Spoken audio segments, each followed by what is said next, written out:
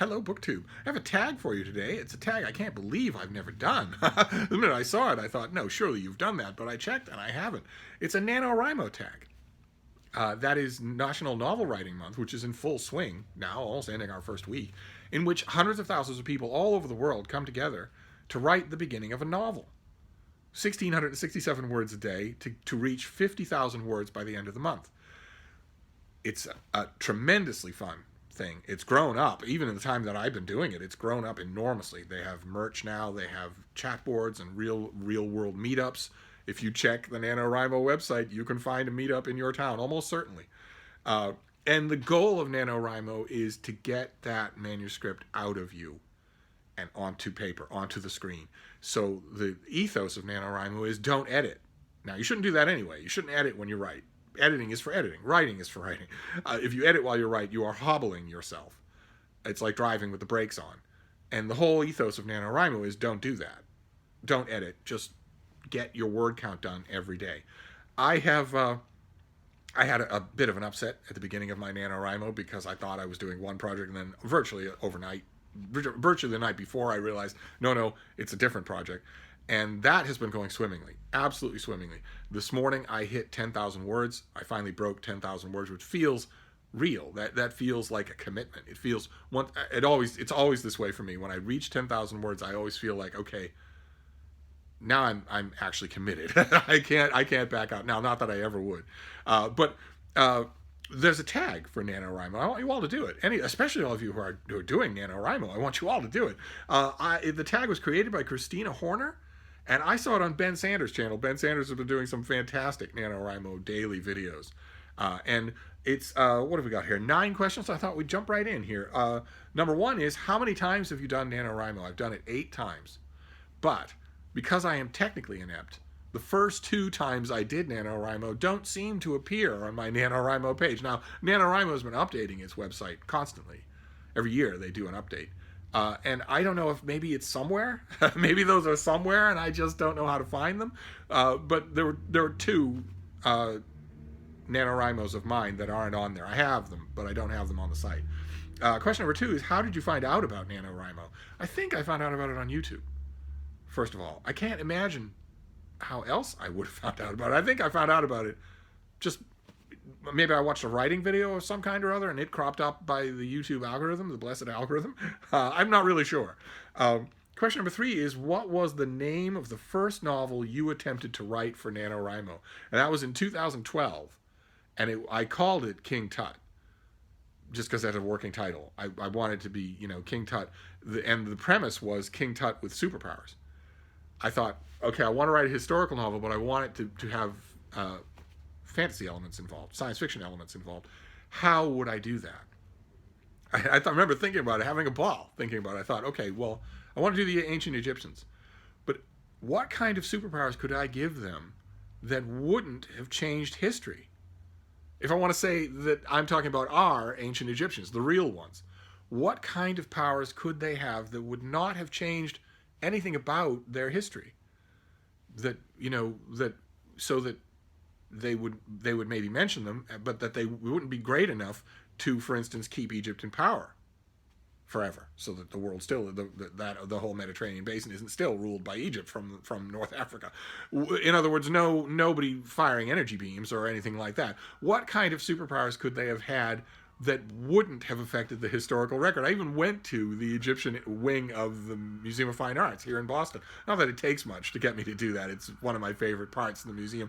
But I walked around these ancient statues and these ancient sarcophagi and whatnot, and I asked myself, I was looking at them saying, what powers could you have had that you wouldn't have changed anything, that wouldn't have kept you alive, that wouldn't have destroyed neighboring civilizations or anything like that?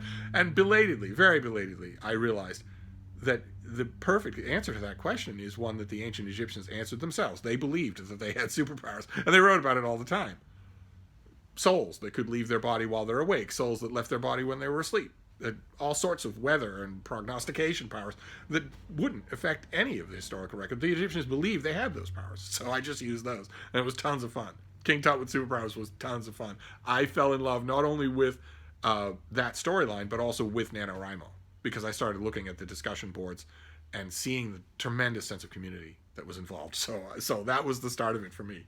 Question number 4 is give us a one-sentence summary of what you're writing this year. And you're encouraged on the NaNoWriMo website to give a one-sentence summary of your work, so I'll just use that. A middle-aged woman reeling from a shock in her life decides to take a world cruise, and much to the surprise of everyone she knows, to take along her reprobate young nephew.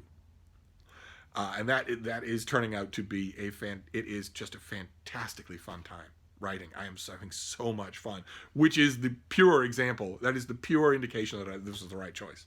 It doesn't feel like duty at all. It's just pure fun. Every day, every morning, I look forward to doing it. That's the exact feeling that you should have, not just with NaNoWriMo, but with any writing. Question number 5 is, what's the best writing advice you were ever given? It's pretty simple.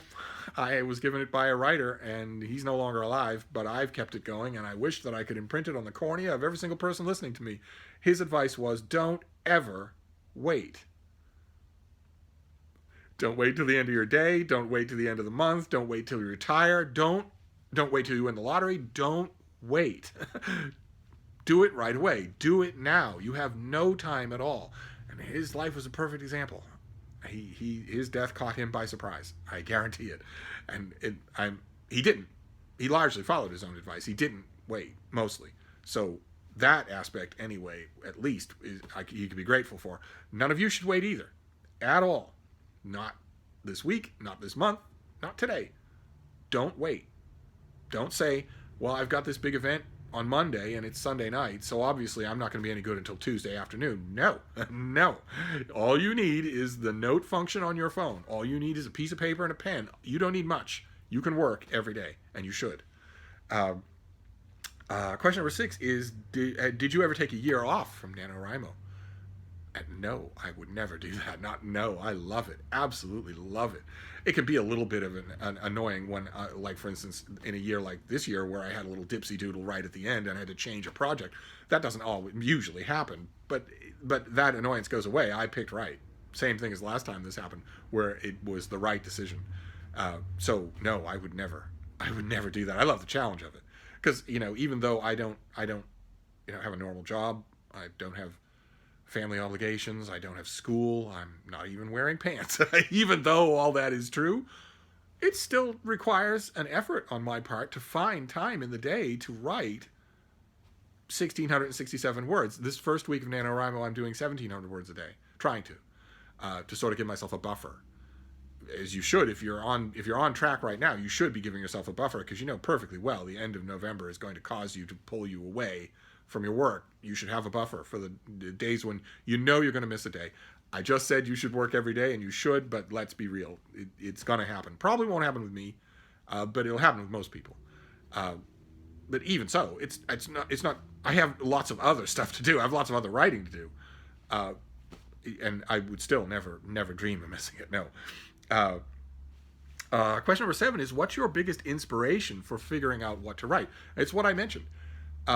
Ideas are chock-a-block for me. I've never had a problem coming up with an idea for a story, but knowing it's the right idea, which I guess is what is meant by inspiration, is when it just thrills you, when you can't wait to get to it, when you're eager to write it. No matter how maddening the writing is, when you're eager to get to it, that's when you know that it's the right project. If you don't feel that way, then it's not the right project. If you're writing out of duty or a sense of obligation or something like that, or because you think the story needs to be told or whatever, that's a waste of time. Not only yours, but any reader that you end up having. They're going to be able to see that in a minute. No. For me, the thing that tells me that it's the right idea, I guess that's meant by inspiration. I don't like the term inspiration. I don't like anything that takes the responsibility for what you're writing out of your hands. And inspiration does that, right? I'm waiting for inspiration. That's how we use the phrase. But if that's what's meant here, then that's how I know it's right. When I go from, yeah, that's an idea, I can certainly do that, to, oh my God, I can't wait to do my writing today. Let's see here. Question number 8 is, read us the first sentence from one of your novels. Well, I'll pick the one that I'm doing now, which is called The Empress of Sailings. The name of the ship that my character goes on her world cruise on is called The Empress of Sailings, which is, some of you may recognize it as a slight echo of Sean the Book Maniac, who is BookTube's own Empress of Bailings. And I want to assure you, I got the Empress's permission before I came that close to echoing his own nom de guerre. But this is the first sentence from that book. Dr. Prentice concluded his presentation with a hissing little sigh, as though he'd just received, rather than delivered, a large amount of bad news. And it flies in the face of all sorts of writing seminar idiot advice. I'm sorry, is Dr. Prentice a major character? Well, if he's not, then he shouldn't be in your first line. That's mistake number one. Well, Dr. Prentice never appears again in the book, and says you. and also, is it? You should surely, in that first line, instead of telling us to deliver bad news, you should tell us what the bad news is. How do you know that you'll have our attention for 2 sentences instead of 1? Okay, now again, says you. You don't know what you're talking about. Most of the people who have given writing advice online, in books, in seminars, have written a bare, tiny fraction of the amount of prose that I have written for public consumption. So I'm a little bit thin-skinned about being lectured to by tyros who've worked it all out. If I have to talk about it in practical terms, this first sentence works just fine because it makes you, the reader, want to know what the news is. Doesn't matter that Dr. Prentice is only in this one chapter. He's well drawn in this one chapter, and then he goes away. Novels are full of characters who don't become crucial. Okay, the novels are full of characters who serve their purpose and then shuffle off stage left. If your writing seminar or your podcast or your webinar tells you otherwise, then the person you're taking that advice from is full of sheep tip. And then question number 9 is, why do you love writing? And in this case, I'm going to assume here that the question means fiction. Why do you love writing fiction? I write lots and lots of nonfiction. And have for a very long time. That's why I'm kind of involved with Nonfiction November. But writing fiction gives access to something completely different. I write tons and tons of nonfiction for editors and for an audience, and there's a goal in mind. I've a series of goals in mind. Writing fiction is completely different. Writing fiction, you are writing it for yourself. If you're not writing the kind of fiction that you like to read, you are wasting your time, and will eventually, if you get a contract, waste your reader's time. You have to write what you want to read. And when you do that, and it's fiction, there's a while at the beginning where you are assembling your blocks. You are pushing a cart up a hill. But once you get the rhythm of the pushing, and once the cart crests the hill and it starts to be easier, and maybe starts to go downhill, oh my God, the feeling of being a god, confidently and adeptly creating a world, there's just no feeling like it anywhere that I know of. I have had a lot of experiences doing a lot of things. I have never had an exhilaration like that. Once you feel it, you will always have a fictional project going. You absolutely always will. I understand now why people become addicted to this process, because it is addicting. It is the most incredible high. And those of you who are working on NaNoWriMo for the first time, maybe, or you're not doing NaNoWriMo, but you're still working on something for the first time, allow me to tell you something that I can attest to it, that anybody who's written will agree with me. No matter how many revisions you do, no matter how raw or rough the first draft of whatever you're writing is, that feeling of it suddenly cresting a hill and being in your control is totally exhilarating, and the feeling of bringing it all to an end and writing the end is a transcendent moment. It's just a transcendent joy that is irrespective of the work of revision that has to come. It is just a transcendent joy on its own, and I highly recommend it. I want to recommend it to you if you're so that's why I do it, for the God high of writing fiction, of writing a discrete story of fiction. The story that I'm working on now, The Empress of Sailings, I know exactly what's going to happen, and I know exactly how I want it to work. I know how I want to assemble all of these plots and pieces and strands so that I deliver a series of emotional haymakers, one after another, at the end of the book. I want you to enjoy it the whole time, entertained, moved, that whole thing, and I want it all to build to those haymakers at the end. And if I get to the end of this first draft and I feel like I've done a passable job of that, I'm going to be on top of the world. I'm going to be insufferable for a while anyway. So that is the NaNoWriMo tag. Lots of great essential questions about NaNoWriMo and about writing for NaNoWriMo. And I want anybody who's doing NaNoWriMo to do this tag. These questions are fantastic. So I'm not going to tag anybody specifically, but of course, if you're in my NaNoWriMo Voxer group, or you're a buddy of mine, a writing buddy of mine on the NaNoWriMo site, and you have a BookTube channel, you're kind of sort of tagged. So I'm going to wrap this up, but I will be back. Thank you, BookTube.